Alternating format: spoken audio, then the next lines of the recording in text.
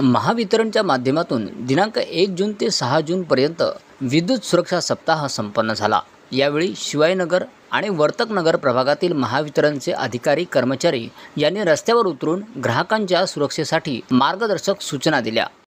त्याचबरोबर आपल्या घरामध्ये आपल्या घराच्या विद्युत मांडणीच्या मीटरच्या नंतर आपण योग्य क्षमतेचा ELCB, RCCB किंवा NCBचा वापर करायचा आहे। त्यामुळे आपल्या घरामध्ये एखाद्या उपकरणामधून जर कुठला लिकेज करंट वाहत असेल तर तो हे उपकरण तात्काळ डिटेक्ट करून ट्रिप होतं आणि त्यामुळे घरात एखादी अनावश्यक घडणारी घटना होत नाही।